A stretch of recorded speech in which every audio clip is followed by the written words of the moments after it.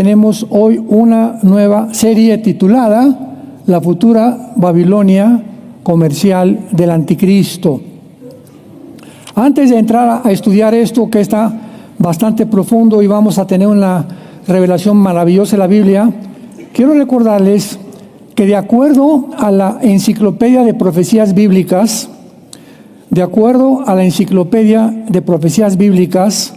de J. Barton Payne, hay 1234 profecías en el Antiguo Testamento. 1234 profecías en el Antiguo Testamento. 578 en el Nuevo Testamento. O sea, en toda la Biblia hay 1807 profecías. Estas profecías están contenidas en 8350 versículos. Y en la Biblia hay 31.124 versículos. ¿Qué les quiero decir?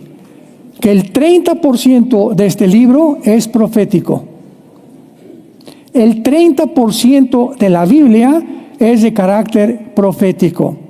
Imaginémonos no darle importancia a las profecías, como desgraciadamente a través de muchos años no se le ha dado el valor, la coherencia, la interpretación adecuada que las profecías deben de tener. Entonces, porque muchas veces me han preguntado que por qué me enfoco yo más en las profecías cuando hay otros temas. Bueno, quiero recordarte, ¿verdad?, que si entras a nuestras redes, tengo grabado todo el libro del Génesis, versículo por versículo, el libro del Levítico, el libro de Job, como 45, 50 salmos, todo el libro de Romanos, Apocalipsis, lo he grabado más de 4 veces. Así que tenemos toda una extensión de enseñanza a través de los años. Pero en los últimos años Dios me ha movido el Espíritu Santo porque nos acercamos a un punto tan importante en la historia humana en la que a Dios le agrada o le corresponde mostrarnos el camino. Dice Jeremías 10:23, el hombre no es señor de su camino, ni del hombre que camina ordenar sus pasos. Así que yo aprendí hace muchos años a no compartir un mensaje sin antes haber ayunado, orado, que sea realmente lo que Dios quiere hablarle a su pueblo. Y Dios ha puesto en mi corazón esto, ¿verdad? Ahora les pido del 6 al 10 de agosto, voy a estar en la ciudad de Guatemala. Posiblemente también esté con el presidente que me quiere conocer de Guatemala. Y vamos a celebrar los 75 años de Radio Cultural, que es la estación más antigua cristiana de todo Latinoamérica. Me invitaron para compartir, vamos a tener una cena con 1,300 pastores. Y cerramos el domingo con 20,000 personas en el estadio. Así que va a ser un evento precioso, maravilloso. En Guatemala está creo que el presidente actualmente es católico, pero le encanta la Biblia, aparentemente nos ha escuchado y pues vamos a tener una puerta muy abierta para continuar llevando este mensaje a las naciones. Muy bien, abran sus Biblias los que la traen, los que no se pueden sentar con un cristiano.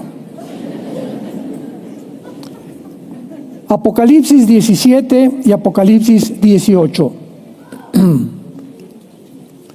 Como bien lo dice el título de la serie,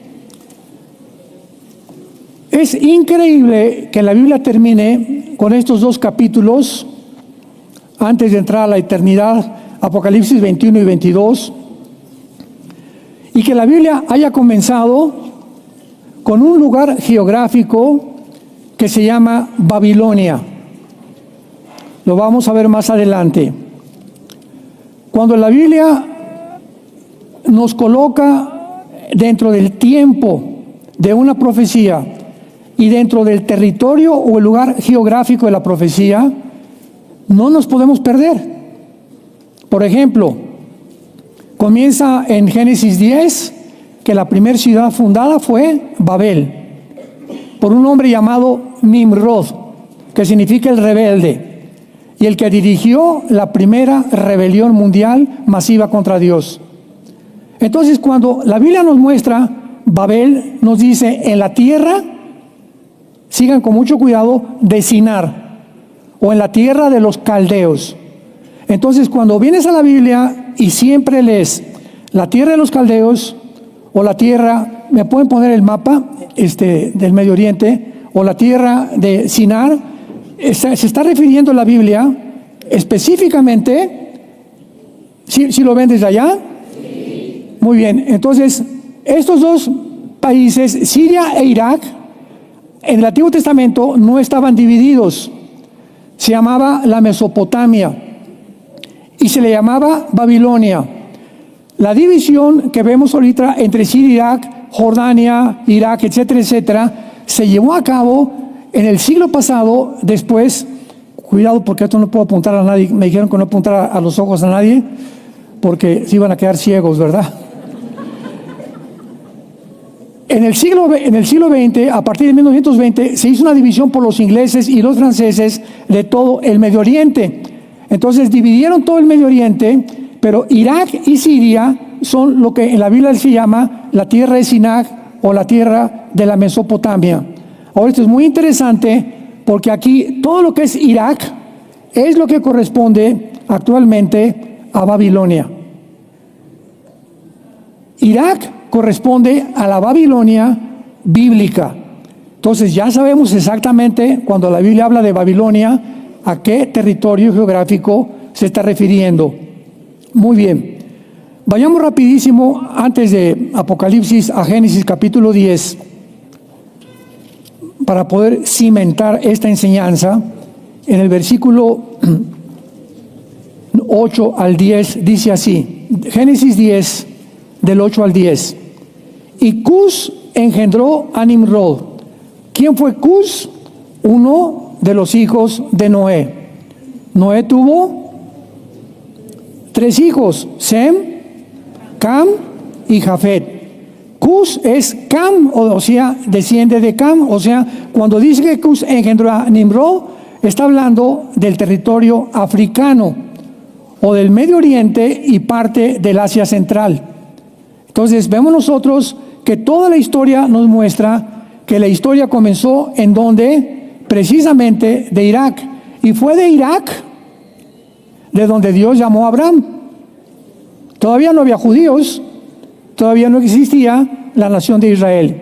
Esto es importantísimo para ubicarnos en la historia y en la cronología de la historia y en el tiempo para entender las profecías bíblicas.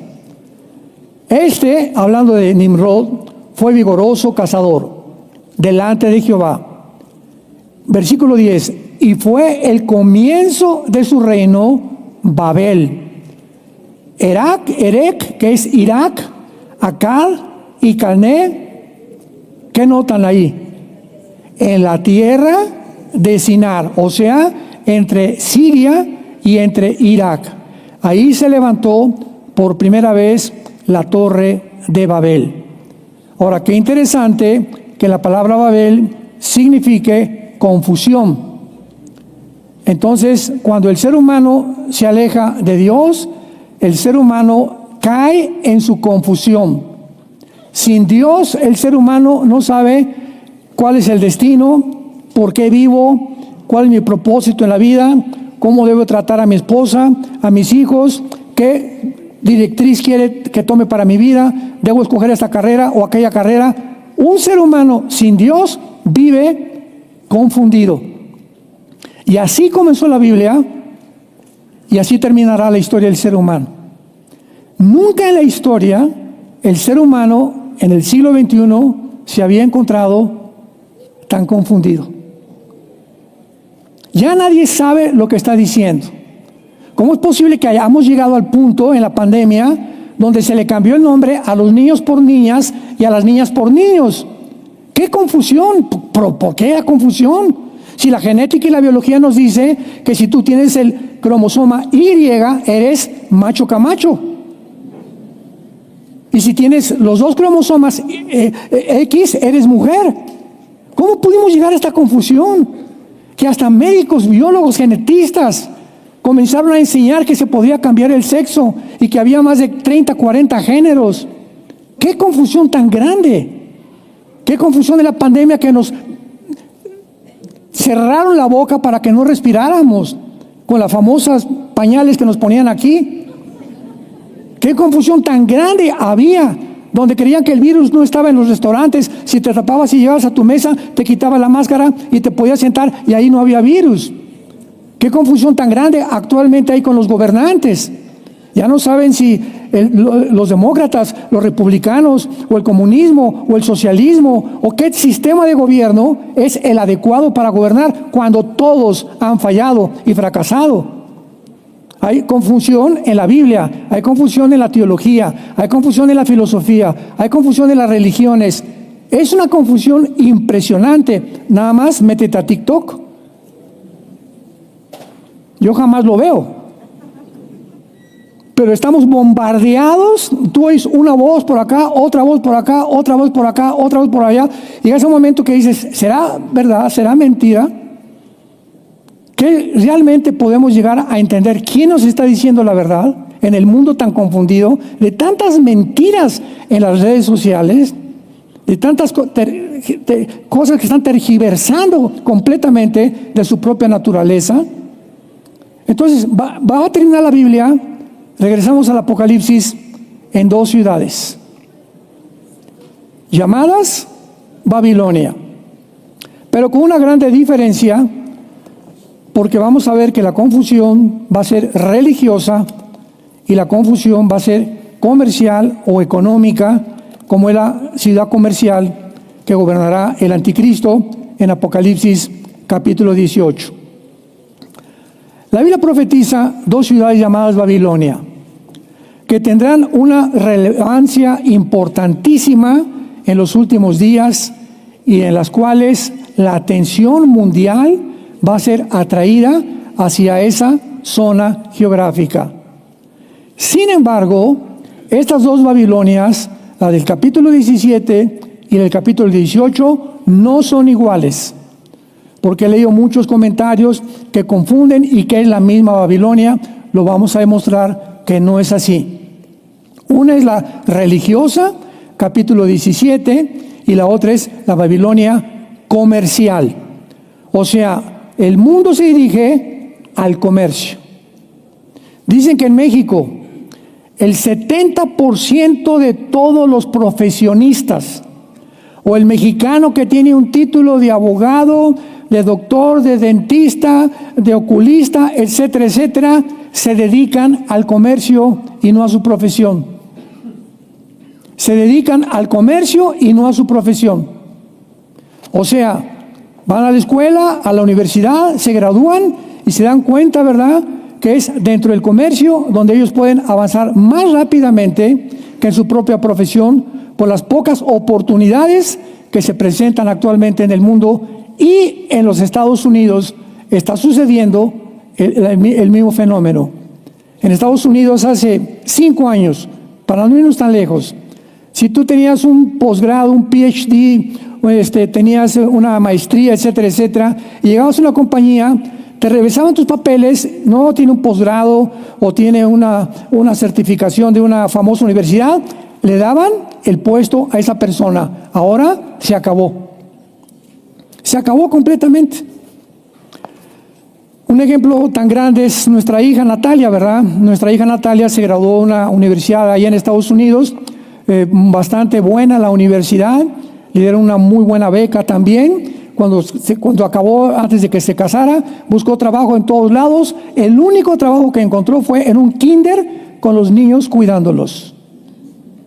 Y le dijeron, te vamos a dar de sueldo $2,000, que son ahorita como 25 o 30 mil pesos. Y en 3 años, según tu comportamiento, te aumentamos $500 más.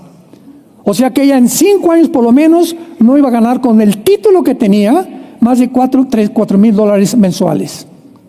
Qué increíble, ¿verdad? Claro que se regresó a México, se casó aquí y está muy bien. Pero es la situación que se está viviendo. Es una situación de confusión, que las cosas en el mundo han cambiado drásticamente. Ahora bien, la palabra Babilonia se usa 283 veces en la Biblia. Es la segunda palabra usada más que Israel. Y generalmente, siempre que se usa Babilonia, se usa anexada o en conexión con Israel.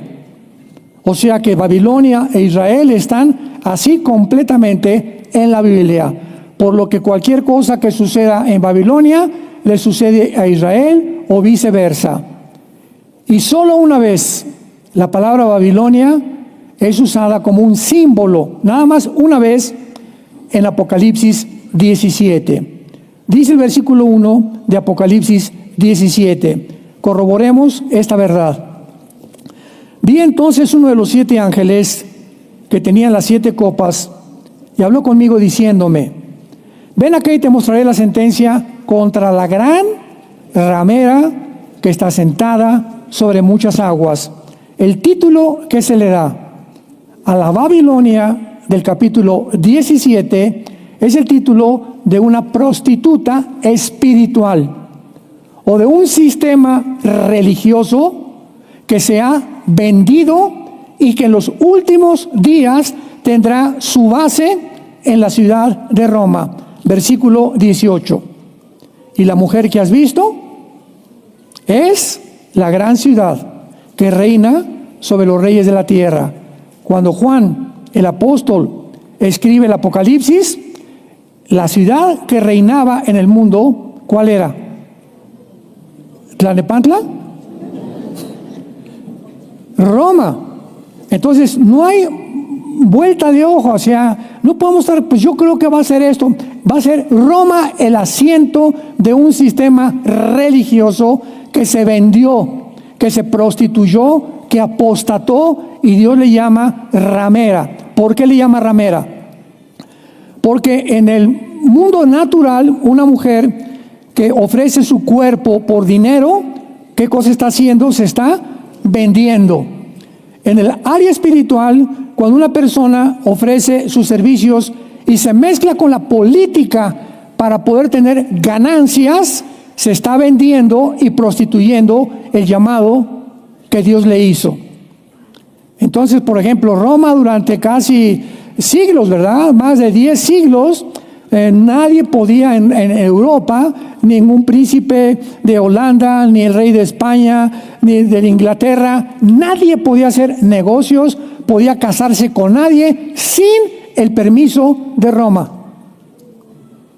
Durante casi 18 siglos dominaba completamente el mundo político, económico, y el espiritual mandó matar en la Inquisición a todos aquellos que no aceptaran que bajo Roma hay salvación. Imaginemos nada más. Hasta que vino la gran reforma protestante, ¿verdad? Que se levantó Martín Lutero, Juan Calvino, Zwinglio y todos los grandes reformadores, donde protestaron y dijeron: espérame tantito.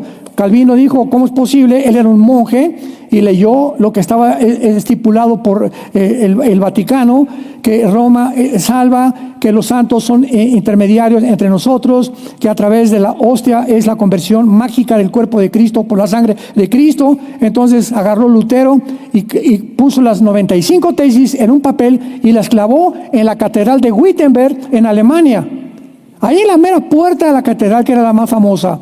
Y vinieron pues todos los obispos y todos los cardenales. El Papa mandó que las quitaran las 95 tesis y lo mandaron citar al Vaticano a Martín Lutero. Y entonces estaba una gran procesión de todos los cardenales de un lado y del otro, y el Papa en medio, y Lutero en medio, y le dijo el Papa: Martín Lutero, ¿aceptas que tú hiciste estas 95 tesis? Sí, contestó Martín Lutero. Pues tienes que renunciar a ellas bajo pena de muerte. Y Lutero contestó: llevaba un Nuevo Testamento. Quiero decirles con este libro, y retó a todos los cardenales y al Papa, que si ustedes me contradicen y encuentran que es mentira lo que he dicho y que no está en la Biblia, acepto ser muerto. Hubo un silencio sepulcral. Nadie dijo ni pío, porque dijo: estoy apegado a la palabra de Dios. Y es la palabra de Dios, la Constitución y el camino, la verdad, el cimiento, el fundamento de todo el cristianismo. Pues lo condenaron a muerte, huyó, ¿verdad? Lo protegieron los reyes de Holanda, etcétera, etcétera. Se casó con una monja, la fue a sacar del monasterio también. Y entonces vemos nosotros de qué forma, a través de todos los siglos, esto ha sido una distorsión totalmente de la palabra de Dios. Ahora que venía yo aquí a México, salí el viernes de Dallas, y en el aeropuerto de Dallas estaba yo desayunando, y estaba un señor enfrente de mí, y se acercó y me dice: oiga, usted es Armando Alduzzi. Sí, que está mucho gusto que nos ve en la televisión. Ah, pues qué bueno. ¿Y quién eres tú? Le pregunté, y me dice: soy un misionero. Ah, qué gusto, le dije, qué bendición. Me dice: soy católico. Ah, qué gusto, le dije, qué bueno que amas al Señor. Y lo invité a que se sentara en mi mesa, estaba yo solo, a que desayunara conmigo. Dije: yo no puedo perderme esta oportunidad. Porque tenemos, tenemos que tener compasión. Tenemos que ser cuidado con la soberbia. Está muy bien, tenemos la verdad, pero que esa verdad no nos enorgullezca, ni nos ensoberbezca sobre aquellos que no han tenido la oportunidad de oír lo que nosotros hemos oído. Entonces hay millones de católicos que no conocen la verdad como nosotros, sin embargo han tenido una experiencia con Jesucristo, el Hijo de Dios. Y están leyendo la Biblia y están nacidos de nuevo. Y en el día del arrebatamiento va a haber cantidad de evangélicos que se van a quedar y cantidad de católicos que se van a ir también. ¿Por qué? Porque no es todo el que me dice Señor, Señor, entrará al reino de Dios. O sea, si yo soy católico, acuérdense que les conté mi testimonio, yo quería ser cura, quería ser padre, ¿verdad? Y me decepcioné mucho, me hice ateo, lo que haya pasado, etcétera, etcétera. Pero si hubiera seguido ese camino y hubiera estado yo completamente sincerado de que esa era la verdad y nunca tuve la oportunidad de conocer el verdadero evangelio, Dios va a tener compasión de mucha gente. Entonces, cuando encontramos a una persona que no cree, que no conoce la Biblia como la conocemos tú y yo, o espero que tú la estés conociendo, tenemos que no perdernos la oportunidad.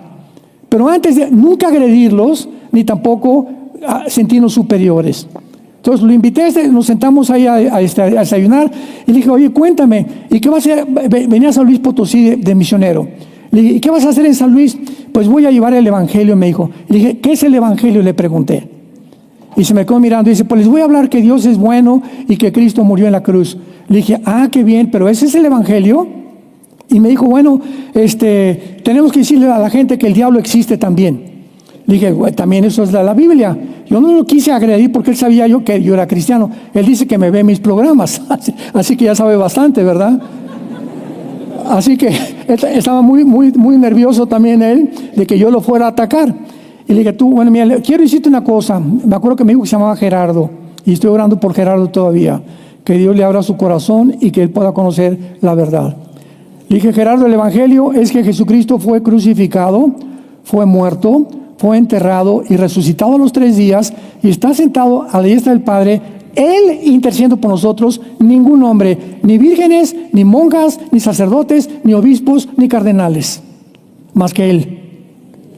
Y se hizo así. ¿De veras? Me dijo. Le dije: ¿no traes una Biblia? Me dice: no, la olvidé.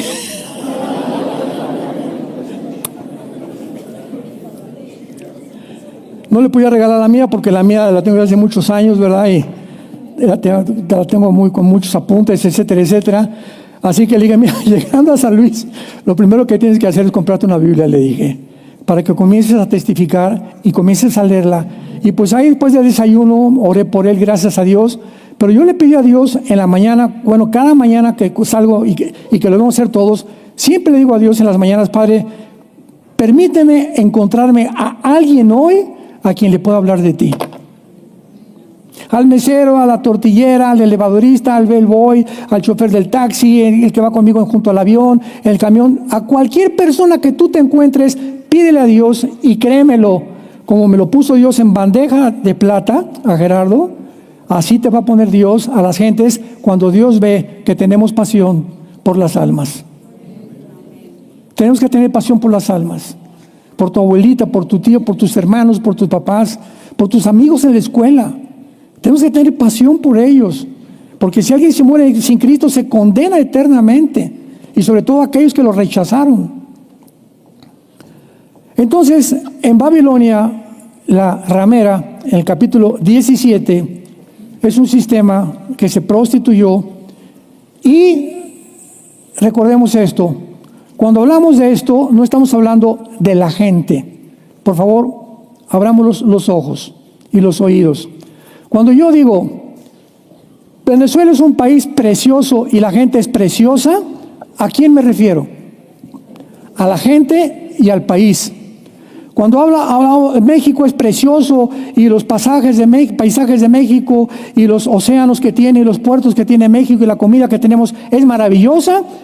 Cuba, preciosa, qué linda Cuba, etcétera, etcétera. ¿Cuál es el problema? Los gobiernos. Entonces no estamos hablando de la gente.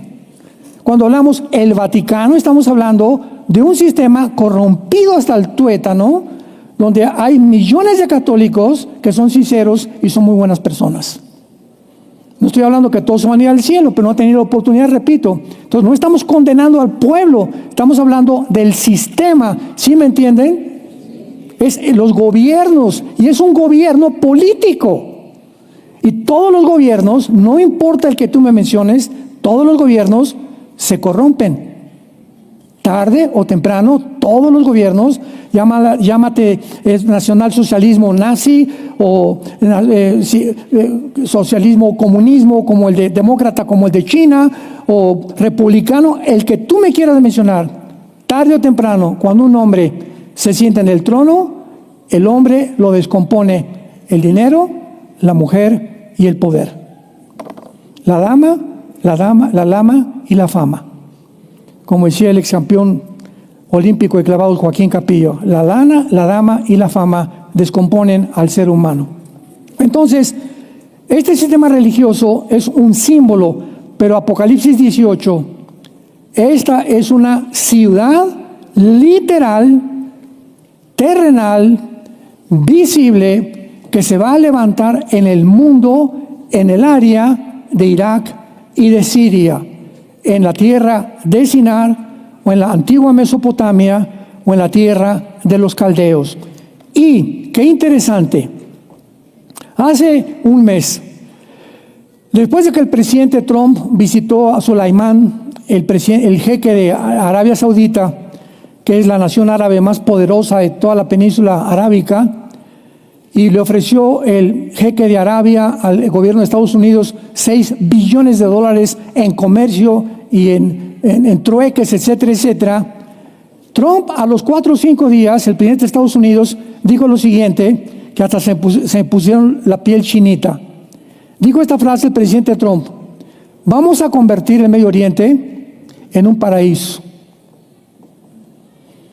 Y me vino a la mente Génesis 10, Zacarías capítulo 5, Jeremías 50 y 51, Apocalipsis capítulo 18. Así, pero me vino a la mente cómo se está acelerando las profecías del mundo. O sea, si ya no hay guerra, y si a Irán disminuyó su amenaza nuclear, si ahorita en Siria Jolani se aplaca dándose cuenta que Israel no están jugando y que van a tener que responder cada vez que hay un problema, tiene que haber un respeto absoluto y convencerse todos, que fue lo que dijo el jeque a Trump y Trump al jeque de Arabia. ¿Por qué no estamos peleando? ¿Por qué estamos en el mundo con bombas atómicas cuando podemos tener el dinero para hacer de Gaza la ciudad que los terroristas de Hamas convirtieron en un barrio completamente depravado, pobre, sin dinero, sin agua, los de Hamas, y todas las demás naciones pobres como Egipto, como Jordania, cuando son millonarias en petróleo? ¿Qué les pasa entonces? ¿Cómo es posible que todo el petróleo del mundo se encuentre el 65% en el Medio Oriente, en toda esta zona? Y el mundo esté a punto de estallar en guerra en el Medio Oriente. Entonces, de alguna manera, Trump los pudo convencer, y hasta ahorita, pues, los planes están para que si Arabia Saudita se une a los acuerdos de Abraham, que ya está Emiratos Árabes, ya está Egipto desde el siglo pasado, ya está Jordania, ya está Marruecos, etcétera, etcétera. Si Arabia Saudita se une a los acuerdos de Abraham, el Medio Oriente comienza una explosión impresionante de comercio y de dinero a nivel mundial, que va a beneficiar al mundo entero, y del cual el anticristo se va a aprovechar, porque el anticristo surge de esa serie de naciones, Irak y Siria, que fue la antigua Babilonia, y el anticristo va a ser musulmán. Eso ya lo vimos en la otra serie con muchos detalles. Muy bien.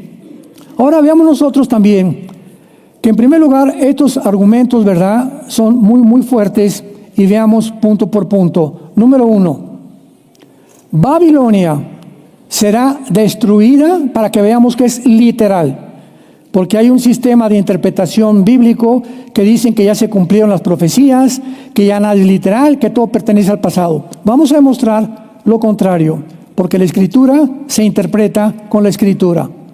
Número 1, Babilonia será destruida como Sodoma y Gomorra y será llena de espíritus demoníacos. Isaías capítulo 13. Isaías capítulo 13. Fue escrito hace 2700 años, el libro de Isaías. 2700 años. Veamos si ya se cumplió. Versículo 1. Profecía sobre Babilonia. En tu Biblia ponle Irak. Cada vez que pongas Babilonia, ponle Irak, para que sepas a qué territorio se refiere. Revelada a Isaías, hijo de Amós. Versículo 9. He aquí el día de Jehová. El día de Jehová es un término que también ya lo hemos visto muchas veces, que se refiere a qué tiempo. Al tiempo en el que Dios juzgará al mundo, conocido como los 7 años de la tribulación o la semana 70 de Daniel, y va a continuar durante todo el milenio.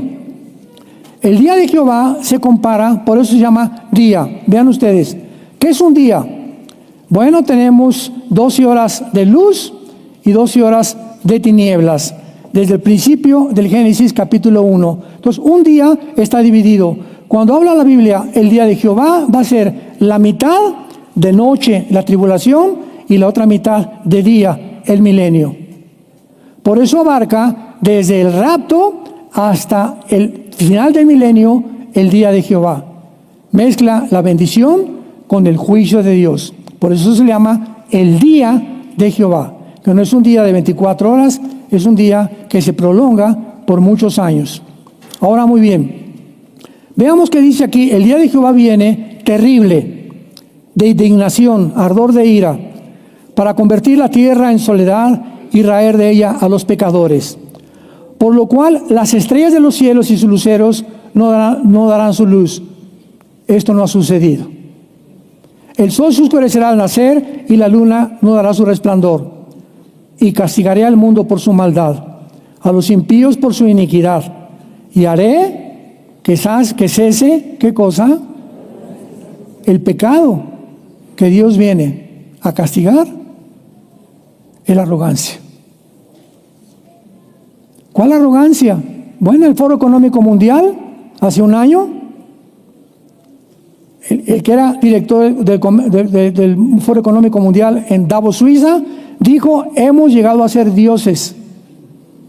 Vamos a evolucionar porque tenemos ya la genética y la tecnología y todo lo que el mundo cibernético para poder transformar al ser humano en algo que nunca había sido, en un dios. Imaginémonos que los hombres más sabios, científicos y más inteligentes del mundo se reúnen una vez al año en Davos, Suiza, en las montañas, para discutir entre más o menos 40, 50 familias que son el futuro de todos nosotros. Ellos son los que planearon la pandemia. Ellos son los que planean todo lo que va a venir en el mundo. La soberbia. Creyeron lo que Satanás le dijo a Eva en Génesis 3:5. Serán como dioses, conociendo el bien y el mal. Y cuando el ser humano le dice a Dios: no te necesito, te conviertes en un dios. Si tú eres ateo, déjame decirte algo: el ateísmo ya es insostenible filosóficamente. Oiga, ¿pero por qué? A ver, pruébame que existe Dios, pruébame que no existe. ¿Por qué es insostenible el ateísmo? Porque al momento que dices, no quiero a Dios y no hay nadie que pueda estar arriba de mí, ¿quién es Dios? Pues tú. Ahora yo voy a poner mis reglas, voy a poner los principios de ética y de moral. ¿Por qué? Porque no necesito que nadie venga de ningún lado a decirme cómo me porto, quién soy, de dónde vengo y a dónde me dirijo. Te conviertes en un Dios. Entonces no puedes tú decir soy ateo, porque al decir soy ateo te estás negando a ti mismo. Ateo, sin teos, Dios. Ateo, sin Dios. Entonces tú no eres sin Dios, tú eres Dios para ti mismo. ¿Ven por qué es insostenible filosóficamente? Y dice el versículo 13 de Isaías 13, porque haré estremecer los cielos, la tierra se moverá de su lugar en la indignación de Jehová de los ejércitos y en el día del ardor de su ira. Versículo 19, y Babilonia, hermosura de reinos, aquí ya Babilonia la vemos coronada, una ciudad hermosa, con grandeza de los caldeos, será como Sodoma y Gomorra. Nunca más será habitada, ni se morará en ella generación en generación, ni levantarán tienda los árabes, ni pastores harán allí majada. Número 2, Babilonia va a ser un centro comercial mundial. Vayamos a Zacarías capítulo 5, y esta profecía es la más fuerte, la que mejor detalles tiene para confirmar que esta ciudad se va a convertir en el centro mundial de la adoración y donde el anticristo la va a usar para poder llevar al mundo completamente a su propia destrucción. Zacarías capítulo 5. En este pasaje de Zacarías capítulo 5 encontramos lo siguiente. Se los voy a rápidamente a leer y lo vamos inmediatamente a traducir en lo que significa en el original hebreo, para que podamos entenderlo. Zacarías ve un rollo que volaba. Versículo 1. Y me dijo, ¿qué ves? Respondí, veo un rollo que vuela de 20 codos de largo y 10 codos de ancho. Cuando hablamos de estas medidas, estamos encontrando claramente que el codo era la medida de aquí, acá, en el Antiguo Testamento. O sea, estamos hablando como de 23 centímetros, más o menos, es lo que un codo. No había el metro, no había la yarda que tenemos actualmente. Por eso en codos se medía todo lo que es el sistema métrico. Y entonces me dijo, esta es la maldición que sale sobre toda la tierra, para que todo aquel que hurta, como está de un lado del rollo, será destruido. Y todo aquel que jura falsamente, como está del otro lado del rollo, será destruido. Aquí Zacarías está viendo los mandamientos de Dios, que vuelan por todo el mundo, y Dios no hace acepción de personas. No hay ningún ladrón, ningún asesino, ninguna persona que viole los mandamientos de Dios sin que esa persona atraiga sobre su vida y sobre su familia maldiciones. Maldiciones. Por ejemplo, un hombre casado con niños que tiene pornografía en su casa o que ve programas de pornografía, le está abriendo un portal en el mundo invisible que no lo vemos, donde los demonios van a entrar a tu casa y no por la chimenea, van a entrar a tu casa y se van a ir principalmente contra tu esposa, contra tus hijos y contra tu propia vida. ¿Me van a matar? Me preguntarás. No, el ataque demoníaco es a la mente. Van a comenzar a confundirte. Vas a comenzar a decir, la Biblia ya no es verdad si es que te dices cristiano, o ya no creo esto. Vas a tener amistades que ya no son cristianas, que te guste mejor ir a emborracharte que estar en tu casa leyendo la Biblia con tu familia. Vas a tener problemas con tus hijos bastante serios, que te van a hacer reaccionar, y que si tú no reaccionas por ninguna de estas situaciones, te hundes completamente en un pozo y en un abismo, y en la trampa que tú preparaste, ahí vas a caer. Esto es verdad, o sea, no estamos jugando, con Dios no jugamos, santos de Dios, damas y caballeros que nos acompañan. Dios es un Dios de santidad, y nos deja su palabra para que la obedezcamos y para que entendamos sus mandamientos.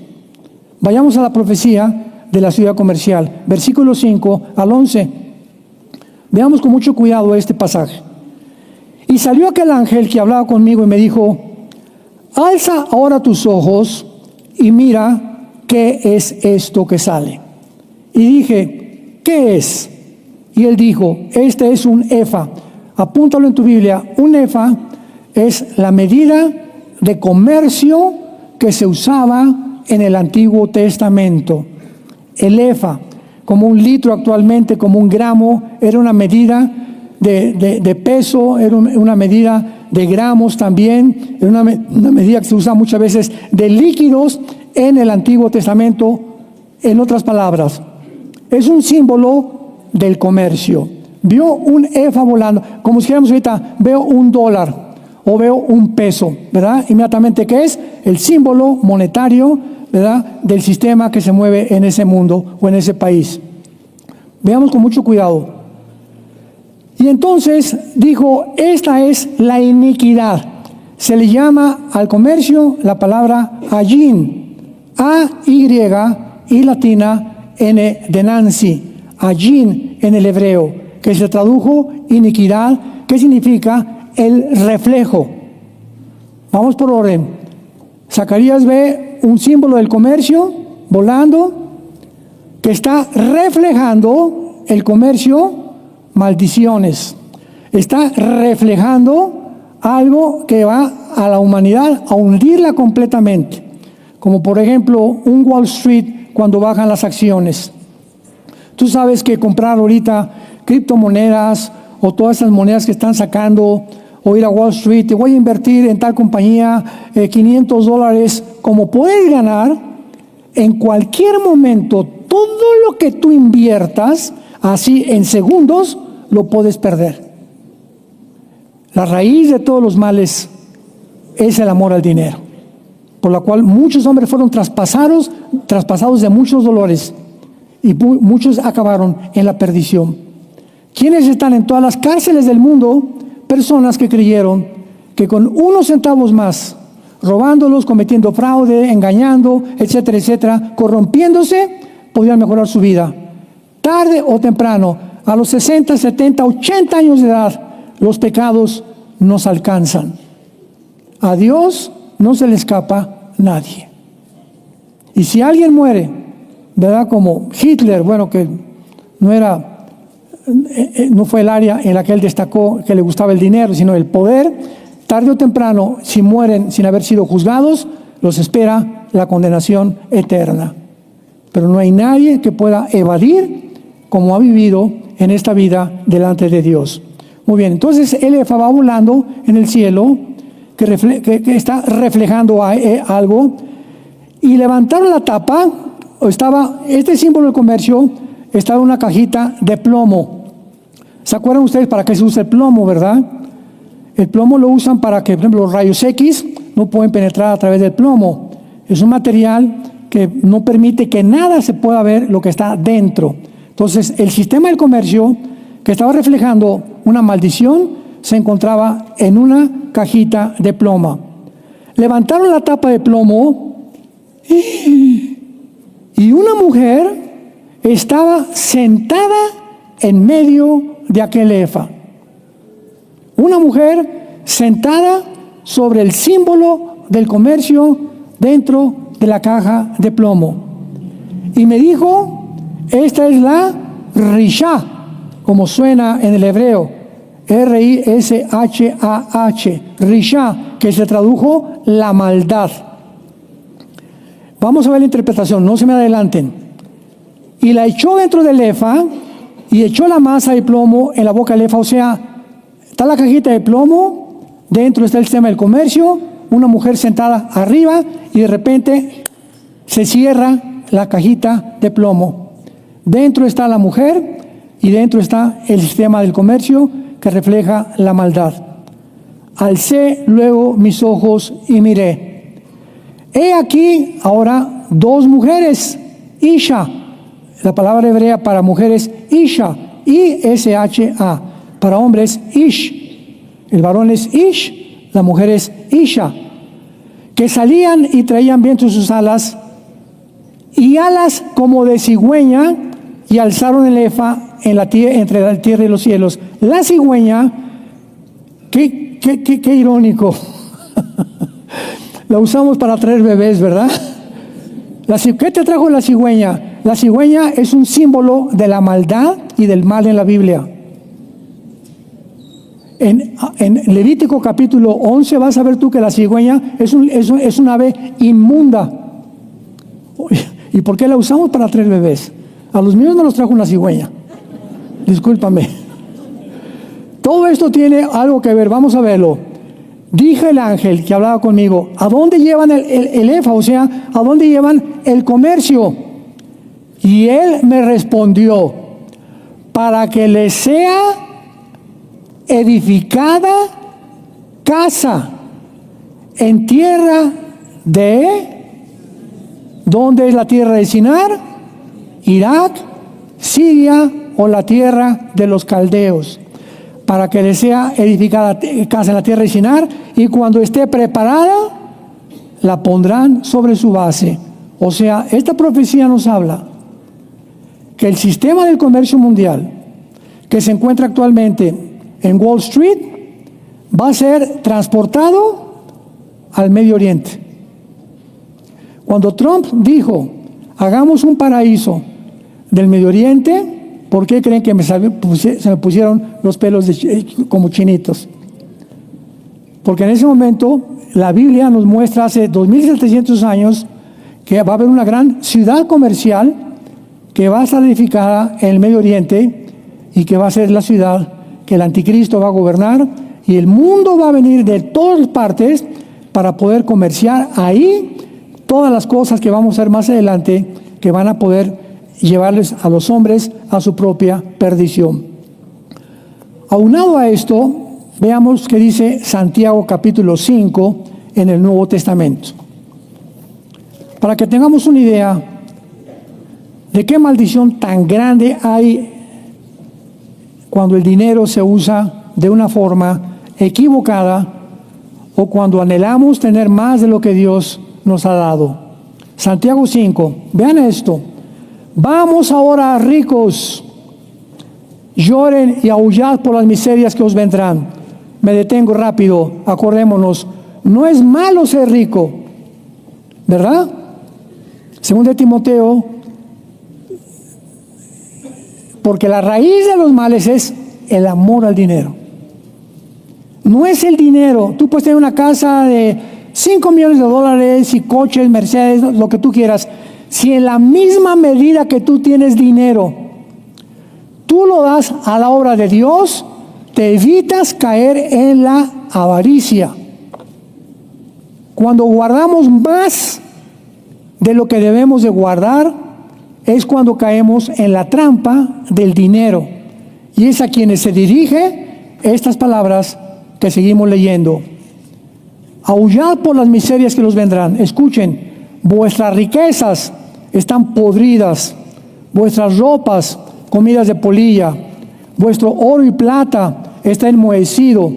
Su moho testificará contra ustedes, devorará de todo vuestras carnes como fuego. Habéis acumulado tesoros para los días postreros. ¿Por qué? He aquí clama el jornal de los obreros que han cosechado vuestras tierras, el cual por engaño no les ha sido pagado por vosotros, y los clamores de los que habían cegado han entrado en los oídos del Señor de los ejércitos. Precisamente, damas y caballeros, santos de Dios, por causa de lo que dice el versículo 4, se levantó el comunismo y el socialismo, la revolución zarista de Rusia, la revolución bolchevique y la revolución francesa y la revolución mexicana. ¿Por qué? Por la explotación de las clases altas a las clases pobres. Y cuando el Nikolai Lenin encontró, ¿verdad?, que se podía explotar esto porque la gente está, oye, los ricos, yo estoy así porque los ricos me han robado, y porque esto, ¿y quién hacían los ricos en aquel tiempo? Estados Unidos, los imperialistas. Vamos a luchar contra los imperialistas, y el comunismo corre por todos lados porque la culpa la tienen ¿quiénes? Los que tienen dinero, y no es así. Y cuando comenzamos a creer nosotros que realmente todo esto es por causa de que nosotros no hemos prosperado, porque alguien me está explotando, a esas personas que explotan a los trabajadores, si tú tienes sirvientes en tu casa y no les pagas tiempos extras, si no les pagas vacaciones, si no les pagas su aguinaldo, si tú no tienes estos principios rectos de la administración del dinero, eres una persona explotadora. Y Dios no va a perdonar esto. Tenemos que ser justos con todos nuestros tratos con nuestros semejantes. Dios ha oído y ha visto a los que explotan a sus semejantes, por lo cual los tienen, por ejemplo, como en Cuba, por pobre pueblo cubano, ¿verdad? Como en Venezuela, es un pueblo explotado. Nicaragua es un pueblo explotado. ¿Por quién? Por una cúpula, por un séquito de personas o familias que se aprovechan de ellos y no les dan lo que merecen, y todo para acá y para acá y para acá. Cuando murió Fidel Castro, le encontraron más de 50 millones de dólares en el extranjero. La hija de Chávez le encontraron con millones de dólares, no sé en dónde más, igual que a Hugo Chávez, ¿verdad? O sea, son puras mentiras. Queremos que todos seamos iguales. No es cierto, no es cierto, no es cierto. El mundo ha estado demasiado ciego ante la realidad. Versículo 5, han vivido en deleites sobre la tierra, han sido disolutos, han engordado vuestros corazones como en día de matanza. Han condenado y dado muerte al justo y él nos hace resistencia. Finalmente acaba este discurso a los jueces, ministerios públicos, diputados, senadores, que tienen no el poder el dinero, el poder político para hacer dinero y explotar a sus semejantes. Y esto es lo que causa las revoluciones. Yo cuando era joven fue lo que me movió, yo me quería ir a Cuba, guerrillero. Me quería en el barco Grama, en el que se fue Fidel Castro y el Che Guevara a organizar el ataque al cuartel Moncada, que fue el primer fracaso de Fidel Castro. Porque somos idealistas, ya estamos cansados de tanta explotación de los gobiernos. Y queremos, a través de la revolución armada y violenta, mejorar y cambiar el gobierno. Venimos a Cristo y nos dice Cristo, no es el camino, hijo mío. No es el camino, la venganza es mía, dice el Señor. Sigue la paz y síguela y predica el Evangelio.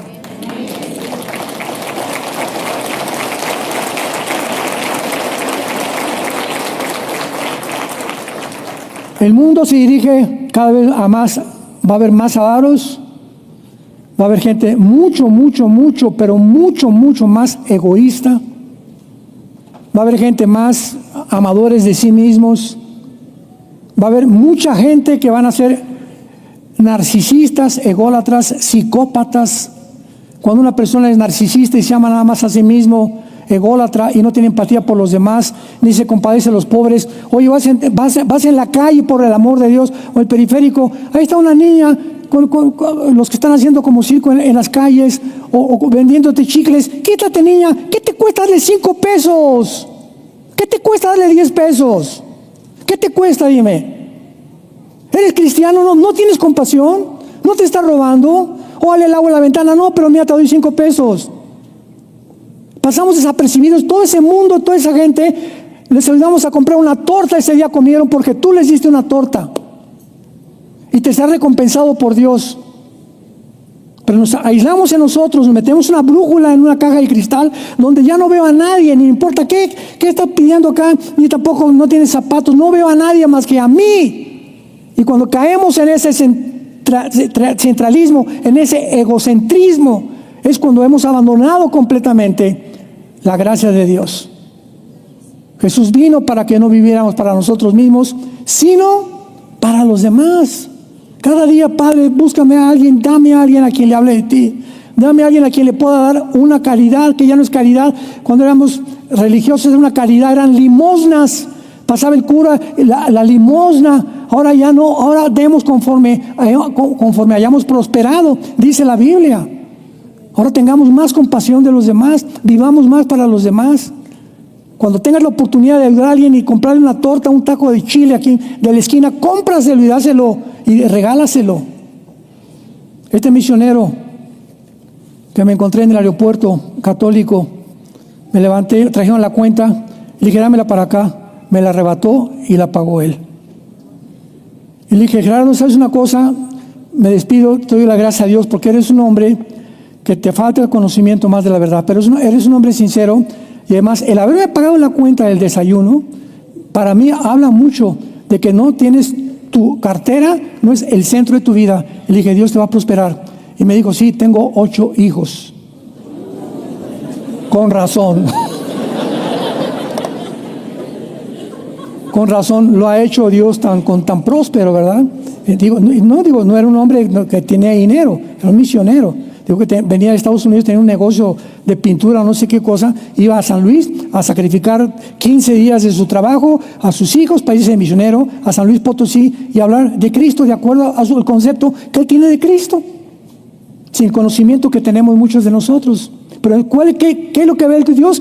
Dios ve el corazón. Tiene un corazón lindo, un corazón que quería ayudar a la gente, y pagarme la cuenta para mí significó muchísimo, porque vi un hombre que es desprendido, que un hombre que le gusta dar en lugar de recibir.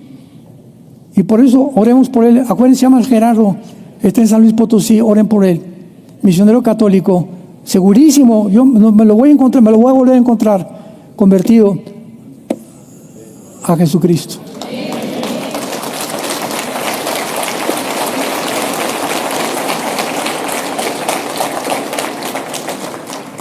Te damos gracias, Dios y Padre de Jesucristo nuestro Señor, porque nos apartaste desde el vientre de nuestra madre para revelar a tu Hijo en nosotros. Nos llamaste para que te conociéramos, Jesús. Tu Padre nos llamó para que te conociéramos, Jesús. Que no tomaste el ser igual a Dios como cosa que aferrarte. Tú, estando en la gloria, te despojaste. Te saliste de todos los privilegios que tenías en el cielo con tu Padre y bajaste a este mundo, a este basurero, en el mundo donde vivimos, a caminar entre la basura que éramos, a caminar entre nosotros, y tuviste compasión de los enfermos, tuviste compasión de los endemoniados, tuviste compasión de todos, al grado que finalmente, en la víspera de tu muerte, te hincas y nos lavas los pies. Tú, el Rey del universo, nos lavas los pies, abres tus brazos en una cruz y le dices a tu Padre que nos perdone. Ejemplo les he dado, dijo Jesús, para que caminéis como yo caminé y para que andéis en el mismo camino en que yo caminé. Porque el más grande entre ustedes no es el que es servido, sino el que sirve su vida por los demás y da su vida por los demás. Maridos, amen a vuestras mujeres como Cristo amó la iglesia y se entregó. Entreguémonos por nuestra esposa.